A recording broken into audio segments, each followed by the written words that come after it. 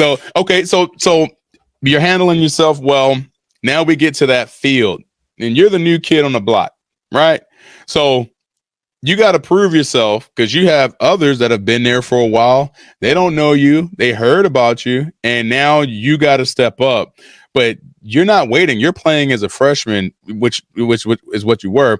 Let me ask you this: was there any sense of reservation on your side as far as, you know what, I'm just a freshman, maybe I have to back down a little bit, or were you pretty much ready to take charge from the jump? No, I was ready to take charge from the jump. Yeah. I mean, that's what I prepared myself to do, so why hold back? Yeah. But now, spoken like a true catcher, first of all, that's the reason why you're in that position.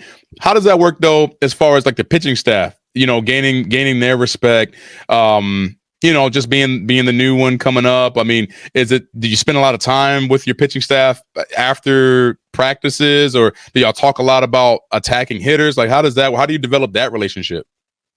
Yeah, definitely.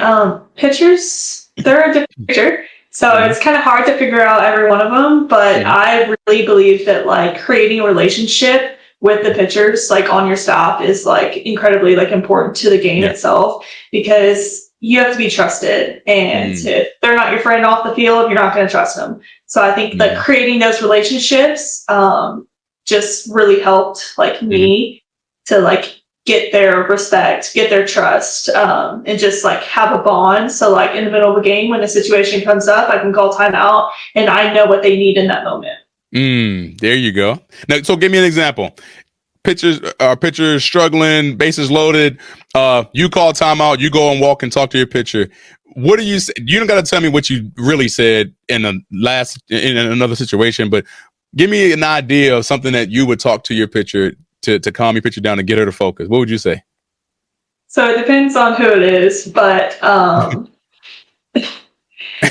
think more just like taking their mind off of the pressure. So like it's very obviously like playing at the big stage, like for softball, like the pitchers, like they get in their heads, they see people in the stands. I mean, they're looking directly at the stand. Some of those fans, they can be pretty rough. So like definitely like directing their mindset like back to the game. Like sometimes they get out there and they just start throwing and they lose perspective on like what they're actually doing.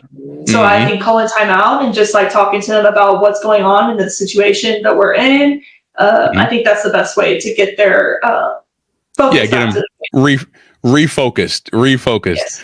That now speaking of hecklers, big time school. That means that you're playing against other big schools and they draw fans.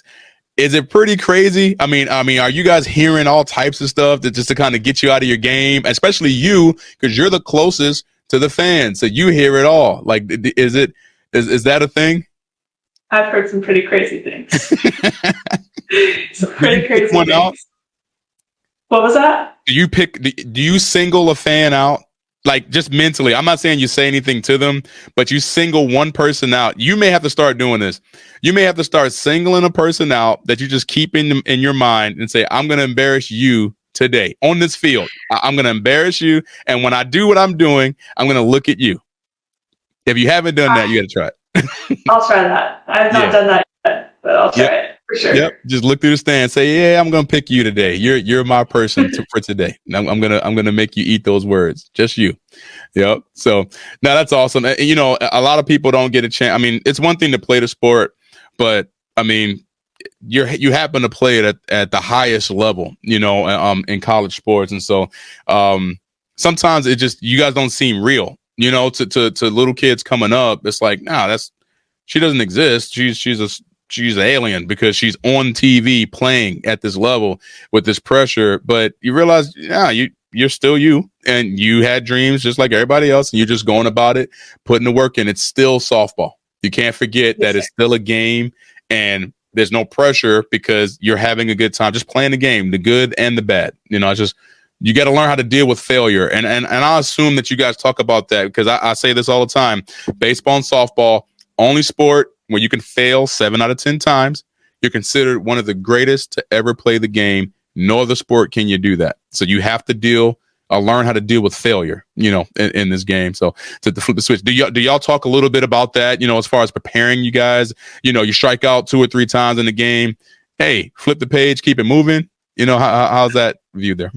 Yeah, we have sports psychologists or psychiatrists. I'm not sure which one, but that's something we work on all the time. Because like you said, it is a game of failure, and we're going to fail more times than we succeed. So the word we use is refrain. So being able to refrain whatever it is in that situation. So, okay, I struck out the first at bat. Well, I have 2 more at bats after that, and I knew what she threw me the first at bat, so I can expect what I'm going to see the next at bat. What we call that? Now you said that he called it refrain. Refrain, like reframe. Yes, okay, reframe. Got it. Another way to say it too would be failing forward, right? Yes, you shook me out, but don't worry about that, because I just learned what your go-to pitch is. And if you're going to get me, you better get me early in the game, because if I get enough intel on you by the end of the game, because normally the game's on the line at the end, right? So if I got a strikeout, I'd rather do that early and gain some knowledge. So when the game-winning run is on second base or third base, now I got you where I want you, because I set a trap the whole time, right? Thank you for watching the FCL Show YouTube channel. Like and subscribe here to stay up to date with the latest highlights and clips, and keep up with all things catching.